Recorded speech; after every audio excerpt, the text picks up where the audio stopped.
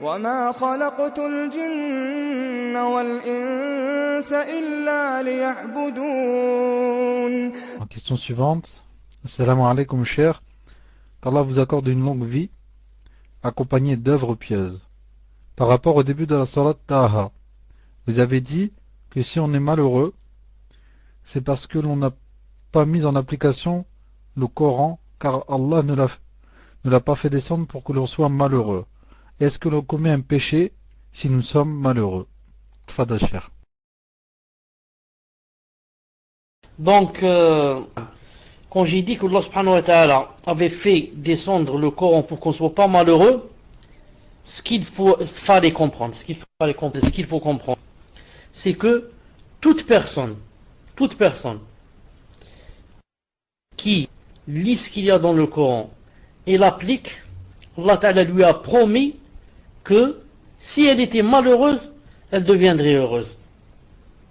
Et qu'il n'y a pas une personne qui applique ce qu'il y a dans le Coran, croit en ce qu'il y a dans le Coran, lit le Coran et devienne malheureuse.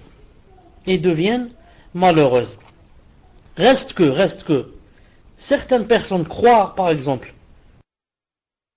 que si par exemple ou que son fils meurt, ou qu'elle fasse un accident ou ceci, cela, qu'elle soit atteinte d'un malheur, que alors on dit d'elle c'est une personne malheureuse. C'est pas comme ça qu'il faut penser, et c'est pas comme ça que c'est en islam. En islam, il n'y a pas une personne qui est exempte des malheurs. Au contraire, plus il y a des malheurs, plus la personne est aimée, et plus ça veut dire qu'elle a un grand statut chez Allah subhanahu wa ta'ala. Donc c'est tout à fait le contraire. Mais Allah ta'ala veut dire ici malheureux dans le sens où c'est pas ce qu'il y a dans le Coran et la Sunna, vivent comme des animaux. Non.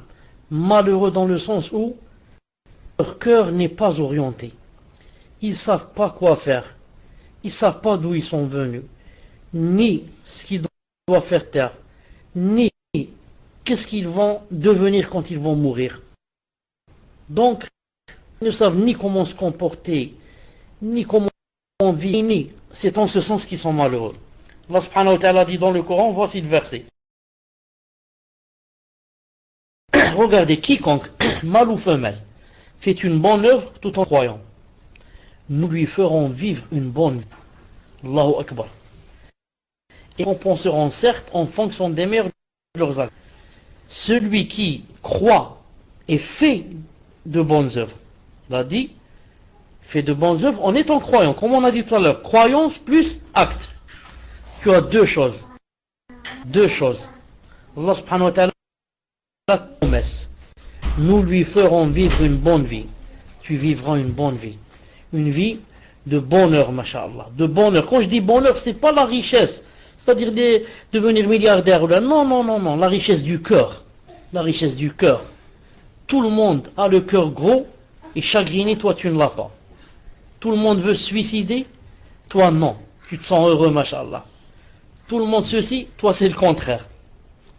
Tout le monde est milliardaire, toi tu es le pauvre, mais tu te sens heureux, alhamdoulilah. Pourquoi? Tu as la foi, eux ils n'ont pas la foi. Non. Tu as l'amour, ils ne l'ont pas. Tu as le ravissement d'Allah, eux ils ne l'ont pas. Allah t'a guidé, eux ils ne les ont pas guidés. Il y a le paradis qui t'attend, pas le paradis qui les attend. Il y a le prophète, tu vas le rencontrer, eux ils ne vont pas le rencontrer. S'ils le rencontrent, ils le voient de loin. Et comme ça. Donc, toute personne qui croit et fait des bonnes œuvres, elle aura deux promesses.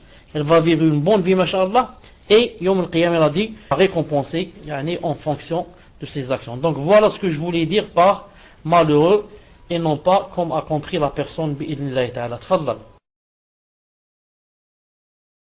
Naam, chéri, sur ce que vous venez de dire, il n'y a pas plus que 2 ou 3 semaines, il y a un millionnaire ou un milliardaire, il s'est suicidé parce qu'il a appris qu'il était malade d'une maladie incurable. Et il s'est suicidé alors qu'il était millionnaire, milliardaire.